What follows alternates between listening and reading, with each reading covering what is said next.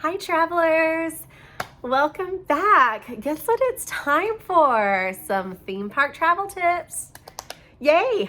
I know it's been a hot minute for some theme park travel tips, but I promised you I would be back and that I'd give you some more information. But yeah, it's just been kind of chaotic since we got back from Disney. If you've been following along with me, you know that my family was just at Disney World about a week ago. And then whenever we came back, we actually caught some Disney ick.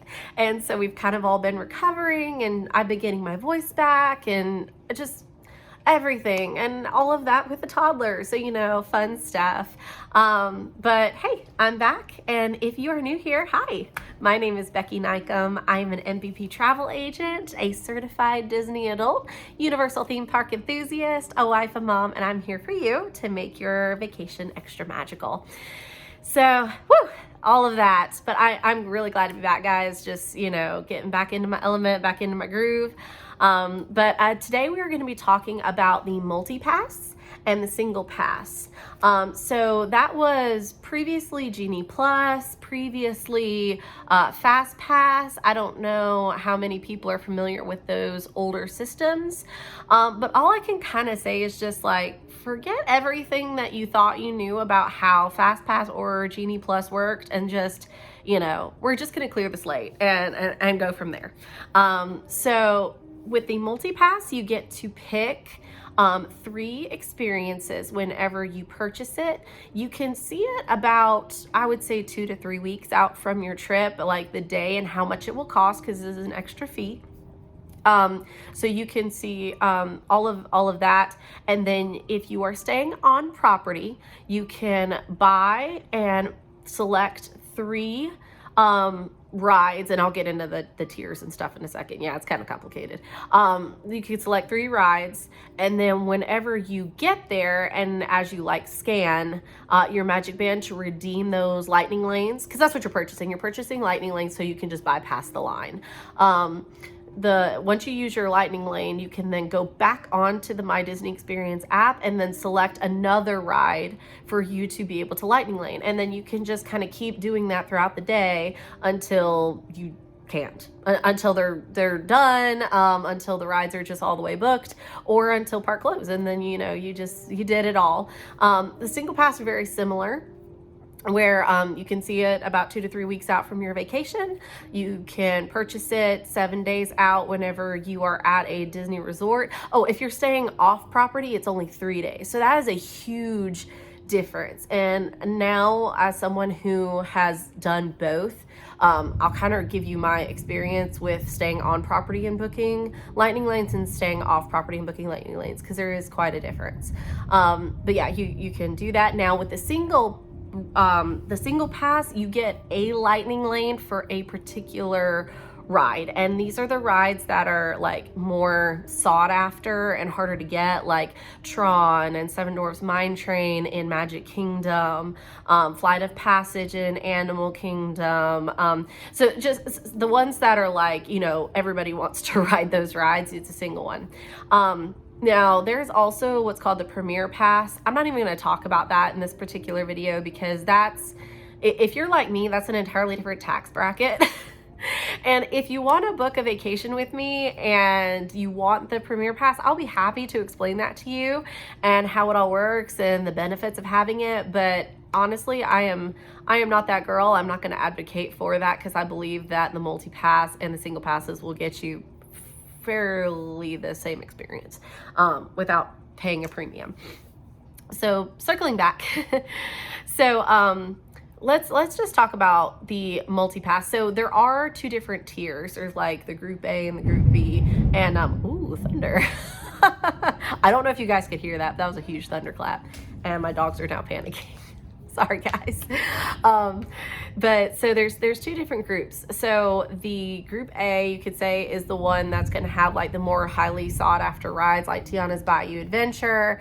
And then you have the next group, Group B, where those are going to be like the more, shall I say, common rides, like maybe It's a Small World and Pirates of the Caribbean and Haunted Mansion and stuff. So whenever you go to book, regardless if you're booking 7 days out or 3 days out, you get to pick one of like the group A. So like one highly sought after ride and then two not so sought after rides. That's the best way I can describe it. So you could do that. Now, one thing that I noticed immediately whenever I was booking, because I've done both, like I said, when you are booking lightning lanes and you're staying at the resort, your lightning lane bookings are going to start close to park opening, okay? Because you have like the leg up on the situation. You have an advantage because you're able to book earlier. When I went to go book, and I was on it, guys. I was up, 6:59, hitting that refresh button, ready for those lightning lanes to be ready. When you are booking 3 days out for that particular day, nothing was available in the morning. Nothing.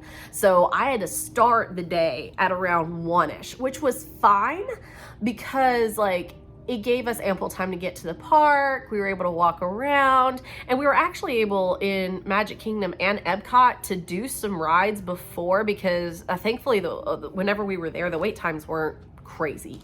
So I didn't really have to worry about, sorry, my dog is down here. So I really didn't have to worry about all of that. Per se, I didn't have to go in and then all of a sudden everything was a 50-minute wait. I really didn't have that problem. We actually waited for Haunted Mansion and it was basically walk on.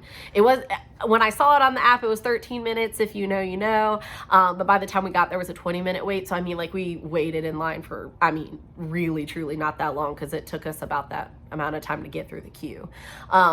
So there is a pretty significant disadvantage if you are not staying on property because your lightning lanes are going to start much later in the day. And then people that have lightning lanes that have started earlier are going to have a lot more time to lightning lane more rides throughout the day because like I said, once you scan into your lightning lane, you could go on the My Disney Experience app and then select another one. Every time, I'm always going to suggest multi-pass for the lightning lanes for anybody. I think it is an advantage for anyone. Sorry. If you see it shaking, it's my dog.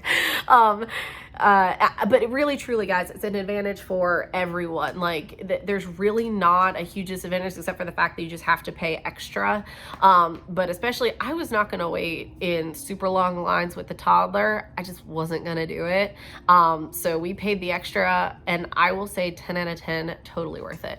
Now, the single pass, I don't know. I had mixed feelings on it. So for a single pass, I don't like it because it's one ride, one time. And a lot of times you're going to pay anywhere between 10 to 20 for that one ride, one time. And that is a lot of money for one ride. I am much more likely to pay, we paid $35 for our multi-pass for Magic Kingdom.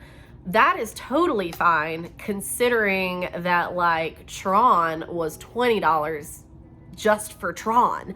So you gotta think about all the rides we were able to do, and then Tron was just one. So whenever I first went to go do it, actually the single passes weren't even an option for us, because we were 3 days out, they were all gone. So Tron and Seven Dwarfs Mine Train already gone, wasn't even an option.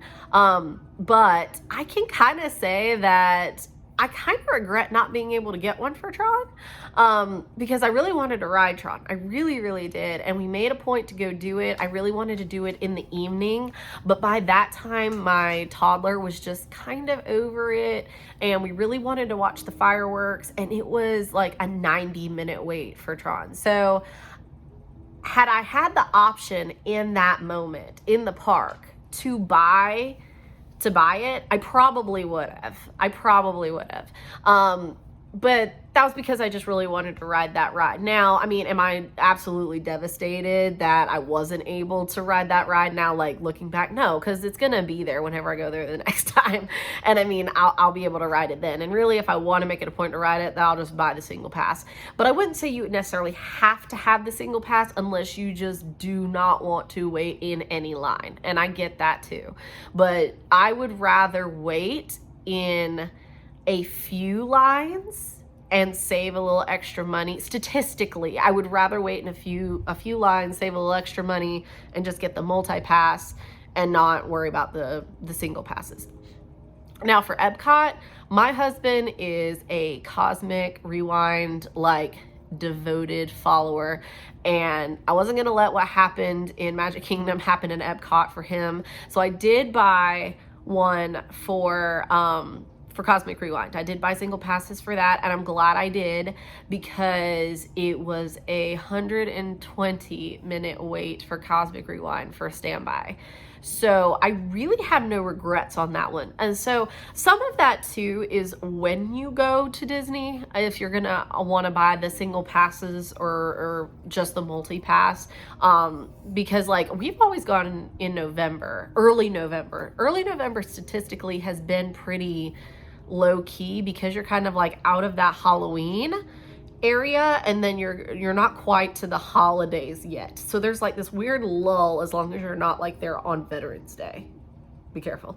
But there's this weird lull. So we've never really had to buy single passes before, and the waits have been relatively fine. They've also had virtual queues for a lot of these in the past, which is an entirely separate thing. There are no virtual queues in Walt Disney World at this time, but this is June of 2025, and I'm sure things will change as they continue to do. But anyways, we were there at a much more popular time right now.